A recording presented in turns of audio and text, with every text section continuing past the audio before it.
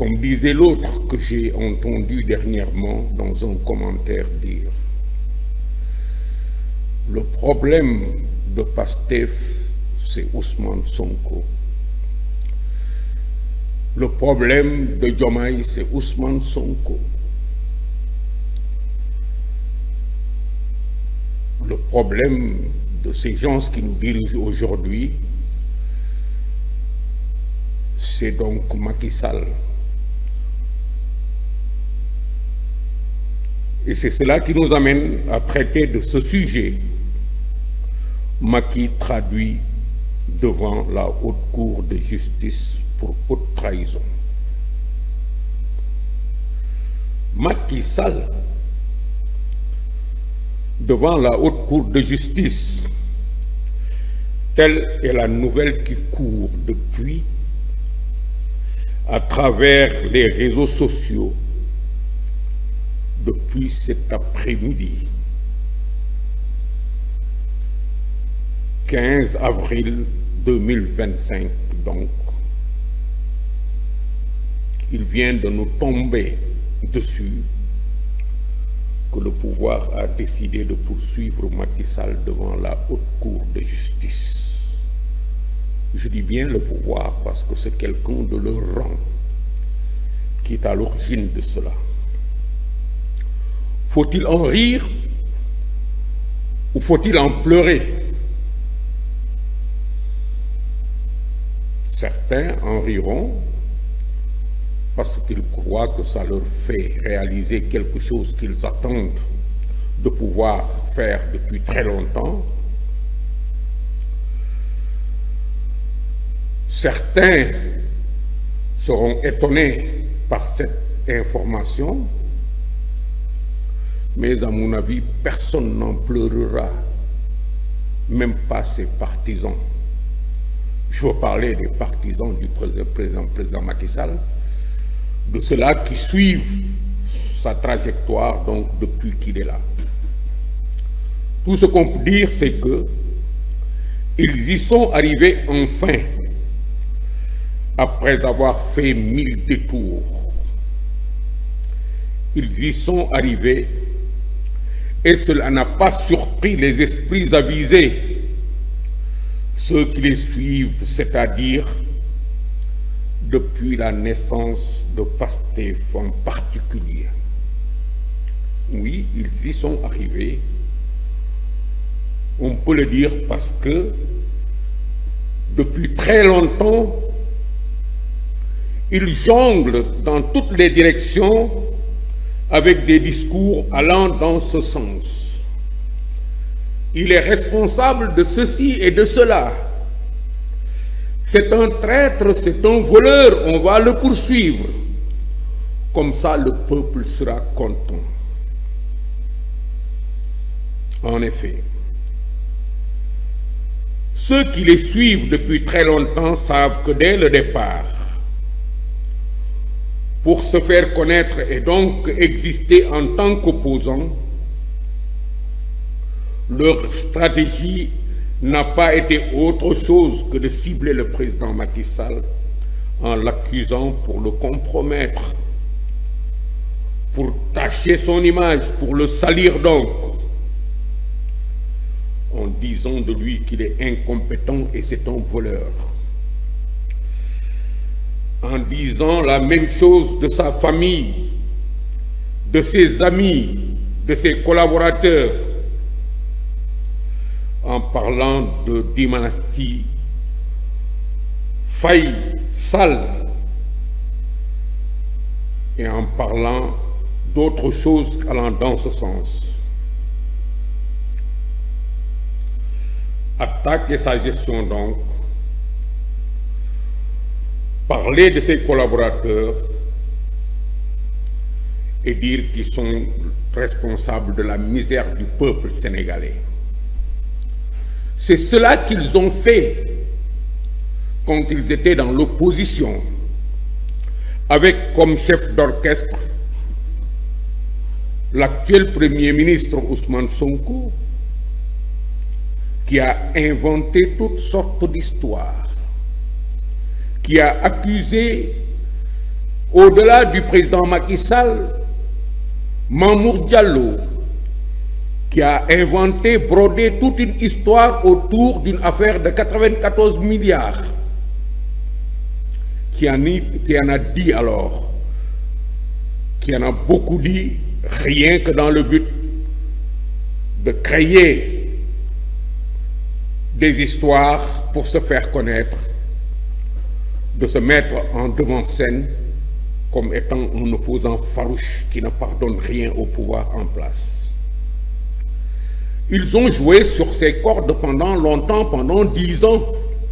Et on peut dire aujourd'hui que cela leur a réussi, bien que leur projet au départ ait été un projet insurrectionnel. Ça leur a réussi parce que ça a porté les Sénégalais à croire qu'ils étaient la solution de tous les problèmes auxquels ils étaient confrontés.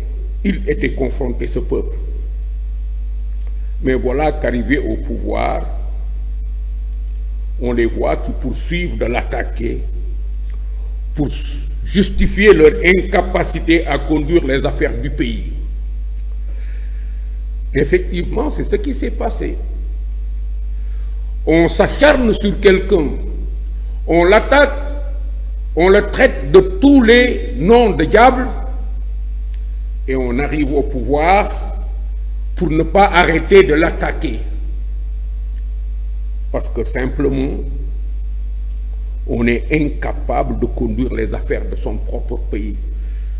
Ce pays pour lequel il travaillait au moment où vous étiez opposants, des opposants qui ont choisi comme stratégie, comme offre alternative,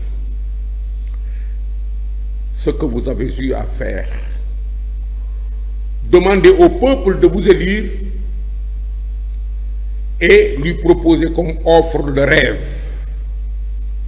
Le rêve parce qu'arrivé au pouvoir, il s'est révélé très vite que vous n'étiez pas capable de répondre à ses attentes. Et voilà, parce qu'ils se sont embourbés donc dans des actes de népotisme et de partisanerie. Ils n'ont rien pu faire pour ce pays dès le départ. Ils n'ont rien pu faire parce qu'ils ne pensaient qu'à eux-mêmes, en plus du fait d'être incompétents, parce qu'ils n'avaient comme projet que de se partager le pouvoir après s'y être installés. Et on les a vus, chacun demandant à être nommé à tel poste ou attendant à y être nommé. Je disais souvent que certains de leurs cadres savaient très bien à quel poste ils allaient atterrir, parce que c'est leur part du magot, c'est leur part du butin, et ils l'avaient ciblé depuis très longtemps. D'autres savaient juste qu'ils ne pouvaient pas manquer d'être récompensés parce qu'ils étaient au centre du projet. Mais voilà tout ce qu'était Pastef, ce Pastef de l'opposition. Voilà tout ce qu'il avait dans sa besace, parce qu'il n'avait de rêve que de parvenir à s'accaparer du pouvoir politique ici au Sénégal. Et c'est cela la vérité, il n'y en a pas d'autre. Ils n'avaient pas de projet. Ils n'ont jamais eu de projet. De projet, c'est-à-dire une vision et des idées pour transformer ce pays comme ils ont dit. Nous allons le transformer. Si vous nous élisez, nous n'avons besoin que de 2 mois pour le transformer, ce pays. Nous allons le transformer. Nous allons vous rendre heureux, c'est ce qu'ils avaient dit aux populations. Nous allons créer des emplois pour les jeunes.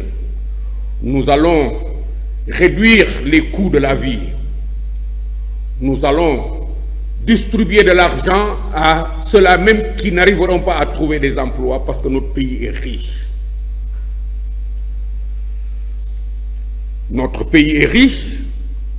Et voilà qu'aujourd'hui, Ce sont eux qui disent que le pays est en ruine, alors qu'hier, ils ont vendu effectivement à la jeunesse en particulier que le Sénégal est tellement riche, tellement prospère, qu'on n'a même pas besoin de nous adosser sur les organisations financières internationales.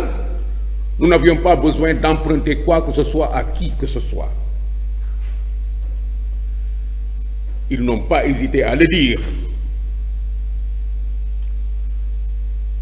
Ils n'ont pas hésité à dire que le Sénégal est un pays en ruine après leur arrivée au pouvoir. Parce qu'il leur fallait aussi continuer à se cramponner sur Macky Sall. Que les chiffres des comptes du Trésor public étaient falsifiés. Que la dette publique était plus importante que ce qui était annoncé. Ils avaient dit tout cela parce qu'ils n'avaient comme seul moyen pour faire voir au peuple qu'ils étaient là pour son bien que de lui vendre un pays en ruine à cause du comportement de ceux-là qui le dirigeaient avant eux. Ils ont dit que ceux-là ont commis des détournements massifs de fonds, et cela, quand on le dit, c'est le président Macky Sall, ses proches et ses collaborateurs. Alors que ce sont eux qui, en réalité, étaient incompétents et sont toujours incompétents pour n'avoir rien pu faire de ce qu'ils avaient promis à ce peuple, pour n'avoir rien pu respecter de leurs engagements. Et d'ailleurs, c'est ce que le monde entier a découvert aujourd'hui. En effet, c'est pour avoir découvert leur amateurisme dans la conduite des affaires d'un État, leur méconnaissance des principes les plus élémentaires en matière de coopération économique et de la diplomatie, que de nombreux partenaires se sont mis à jouer de prudence, voire à reculer dans leurs engagements et leurs projets avec le Sénégal. Et c'est parce qu'ils se savaient eux-mêmes incompétents et brouillons que même arrivés au pouvoir, ils n'ont pas lâché le président Macky Sall et ses collaborateurs. Oui, il fallait vendre quelque chose aux Sénégalais parce qu'ils n'ont pas pu satisfaire ce Sénégalais, parce qu'ils n'ont pas pu répondre à ses attentes. Leur stratégie a continué de tourner autour de cette méthode faite d'accusations, faite de manigances. C'est ainsi qu'ils ont installé le pays dans une chasse aux sorcières. Quand on accuse les gens devant un peuple, on lui vend qu'ils sont fautifs de tout, qu'ils ont détourné ses biens, son argent. La conséquence directe de cela, c'est de montrer qu'on va les poursuivre, qu'on va les punir. Bon Dieu, mon peuple, peuple sénégalais, je n'ai rien amené, je ne te l'ai pas dit, c'est toi qui le sens, mais oublie tout ça. Oublie que je n'ai rien amené, vois comment je suis en train de traiter ceux qui ont détourné tes biens, ceux qui n'ont rien fait pour que la situation soit celle-là aujourd'hui. Et il pointait ainsi du doigt, principalement le président Macky Sall, avec des menaces de poursuite, au grand étonnement du monde entier, parce que de tels comportements ne courent pas les rues. Ce n'est pas dans tous les pays, partout, quand un président s'en va, que ses successeurs s'acharnent sur lui pour démontrer à la face du monde que c'est un brigand, c'est un détourneur d'argent. Et c'est d'autant plus étonnant qu'il s'agit du président Macky Sall, qui n'est pas n'importe quel président dans ce monde, qui a eu à faire 12 ans à la tête du Sénégal, qui a eu à être considéré et respecté par ses pairs, qui a eu à jouer un rôle extrêmement important dans le monde, mais surtout qui a un bilan exceptionnel que tout le monde lui a reconnu. C'est cela qu'ils ont voulu. Mais le monde ne comprenait pas ça, et après qu'il se soit mis à faire cela, le monde a réagi. Nous sommes aujourd'hui sur tous les plateaux d'Afrique, sur tous les plateaux du monde.